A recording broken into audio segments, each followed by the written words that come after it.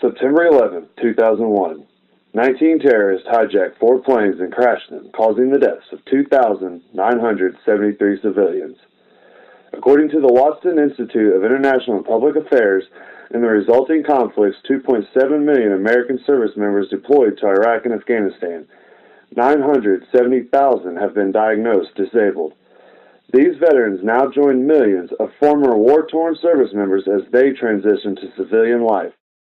Corey Moore is a 6-year Army veteran. He served as an infantryman from 2008 until 2014.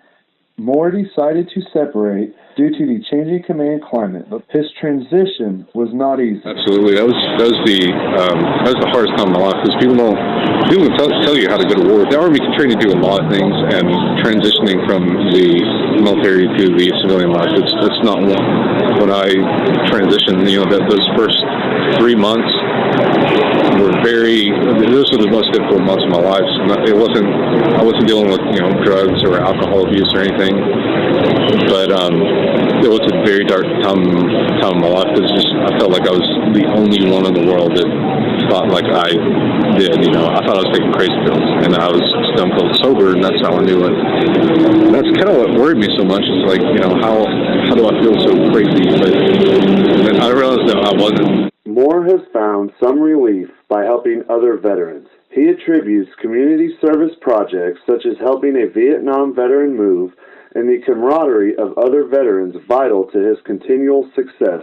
ETSU's Student Veterans of America Chapter President, James Morris, is an Army veteran and helps service members transition through community service. I know that some of the guys that I talked to before they met other vets on campus or in their community, they had a routine. They would just go from the apartment, and they would go to class, and then they'd go to the gym, and then they'd go back home to the apartment and play Xbox, and that's it. That's their life. If you get in that routine and you start to get that isolation, it's an echo chamber. It's going to amplify, and it's just going to get worse.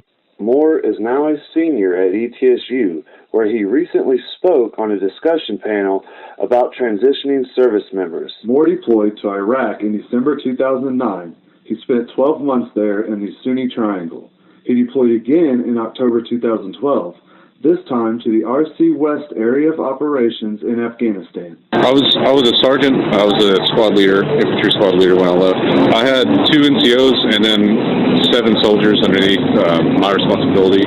The majority of that responsibility was in garrison and just taking care of soldiers.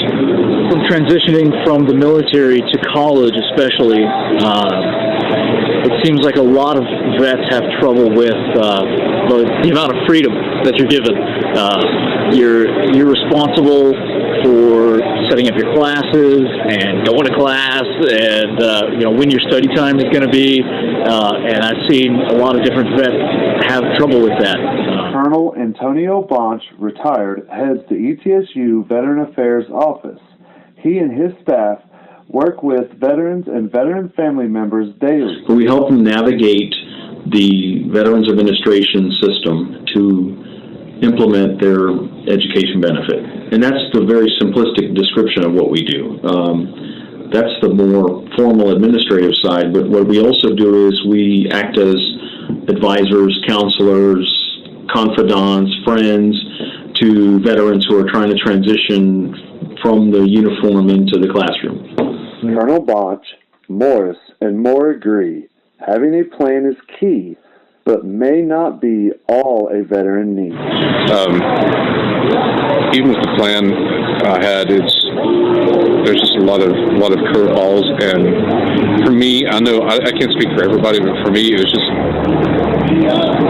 your support system, and you really have to build that from the ground up. So that's part of what we're doing with the SBA, it seems, is getting guys together that have shared experiences and have been to the same places at the same times. They may be in different units or different branches, but they've had shared experiences, and that seems to really bring us together. Moore's support system includes ETSU faculty. He weighs in with advice to veteran students and staff. I wouldn't expect anything from the teachers. Like, I wouldn't expect, I definitely don't want special treatment. I would recommend for teachers to be aware that there's sometimes that we veterans do register things differently. We do have just different approaches in life and how we learn in academia. It's nothing big. It's just, we come from a different environment. For me, to elaborate a little bit, I bring earplugs to me to class, because sometimes when I start really trying to focus, my senses can become more aware. I don't know if that's from deployment related or what, but it's not a downside. It's just that, I become more aware. Sometimes this is a way for me to tune myself out and focus on my studies, when normally I'd have multiple things going around. I need to be aware of everything, but this is one of the things you need to focus on, the quiz or test that's right in front of you.